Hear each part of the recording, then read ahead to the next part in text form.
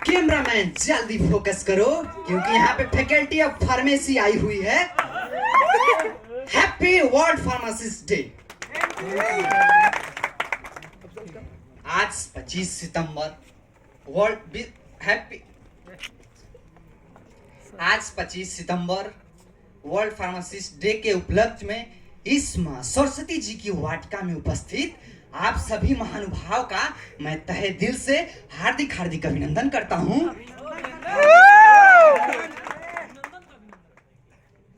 हुन्ने बिरुवाको चिलो पात नहुन्ने बिरुवाको खाखरो पात होनहार वीरवान के होते छिकने पात। और आप लोग को बता दूं, आप लोगों के बीच मैं एक शुद्ध हास्य कॉमेडी सुनाऊंगा और जिसमें जैसे ही थानेदार साहब का जिक्र आएगा, थानेदार साहब कुर्सी छोड़कर भागेंगे, लेकिन आप लोग कहीं मत जाइएगा, हंसी के साथ तालियों से आनंद लीजिएगा। और आप लोग को बता दूं कि करने तो मैं यहाँ फार्मेसी आया था, लेकिन यहाँ पे इतने अच्छे अच्छे टीचर मिले कि अब मैं कॉमेडी करता हूँ।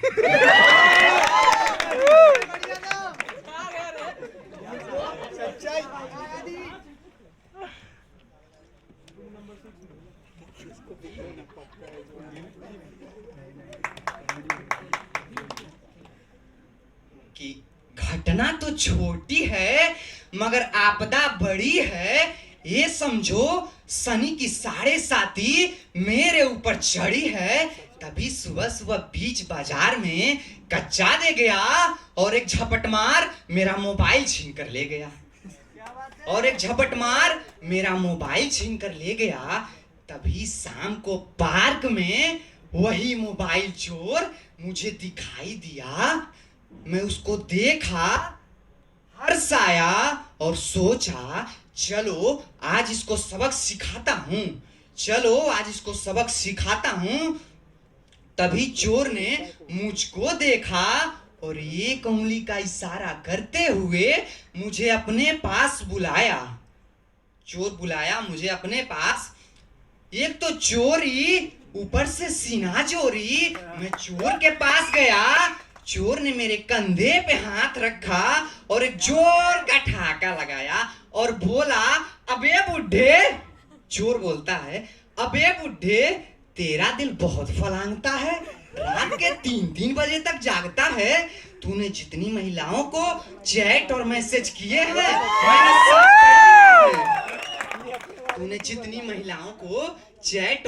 किए हैं मैंने सब पढ़ लिए हैं। ये बता, ये रजनी आंटी कौन है? रजनी आंटी का नाम सुनते ही मैं हाथ जोड़े खड़ा रहा मौन। तभी चोर बोला, अब मैं तुझको सबक सिखाऊंगा। तेरा फोन तेरे बीवी और बच्चों को दिखाऊंगा। कितनी रंगीन फोटो, कैसे कैसे ऐप्स, कितनी घटिया चुटकुले, बड़ी रद्दी फिल्मों से भरा पड़ा है तेरा मैप। मित्रों, मैं चोर को नापने गया था, चोर मुझे नाप रहा था। वो निर्भीक खड़ा था और मैं थर-थर कांप रहा था। तभी चोर ने पैंतरा बदला और बोला, अभी मैं तुझको और सबक सिखाऊंगा। बुड्ढे मेरा बैग उठा, मैं अभी तेरे घर जाऊंगा। मित्रों, मेरा ही मोबाइल मुझे खल रहा था। मैं चोर का बैग उठाए भारी कदमों से अपने घर की ओर चल रहा था। तभी मेरे दिमाग में एक आइडिया आया। रास्ते में पड़ेगा पुलिस थाना और थानेदार से है अपना याराना, वही मुझे इस मुसीबत से बचाएगा। आखिर बचपन का दोस्त किस दिन काम आएगा। तभी हम लोग थाने के पास पहुंचे तो मैंने चोर से कहा, सर जी थाने में चलेंगे जरा काम से। चोर मुस्कुरा के बोला, आराम से। थाने की अहाटे में कुर्सी पर बैठे थानेदार साहब धूप सेक रहे थे। थाने की आहाटे में कुर्सी पर बैठे थानेदार साहब धूप सेक रहे थे और अपनी बहादुरी के खिस से सिपाहियों पर फेंक रहे थे मित्रों, मैं किस्मत का भागा, चोर को देखते ही थानेदार कुर्सी छोड़कर भागा। थानेदार आगे आगे, चोर पीछे पीछे, हम भयभीत खड़े हुए आंखें नीचे।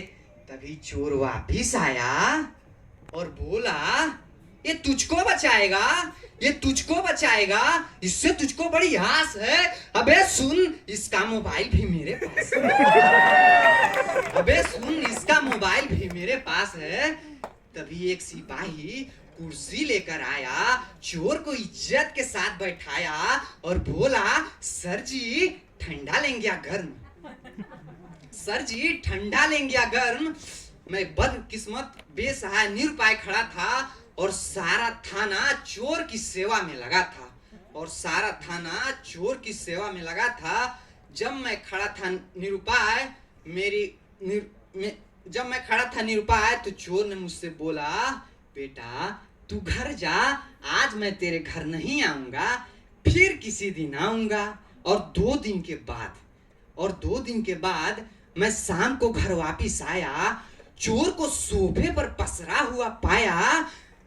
चोर ने मुझे देखा, खड़ा हुआ, मेरे पास आया और मुझसे हाथ मिलाया और बोला, भाई अभिनंदन, बहुत दिन बाद मिले हैं। चोर बोला, भाई अभिनंदन, बहुत दिन बाद मिले हैं। यही कहकर मुझे गले से लगाया और मेरी पत्नी से बोला, भाभी जी, मैंने और अभिनंदन ने कॉलेज में अच्छा समय बिताया है। हर कोई एक दूसरे के काम आया है। एक बार अभिनंदन के पास कॉलेज की फीस देने के लिए पैसे नहीं थे, तब मैंने इसको 5,000 रुपए दिए थे। ये कहानी मेरे घर वाले देख रहे थे। मैं गया, खड़ा हुआ, अलमारी खोली, 5,000 रुपए निकाले और चोर को थमाए। मित्रों, ये कॉमेडी खास है क्योंकि मैं पिछली बार भी कॉमेडी किया था, आज भी कॉमेडी कर रहा हूं, अगली बार भी कॉमेडी करूंगा क्योंकि इसका कारण खास है क्योंकि अपनी फैकल्टी ऑफ फार्मेसी के टीचर लोग का मोबाइल भी मेरे पास है।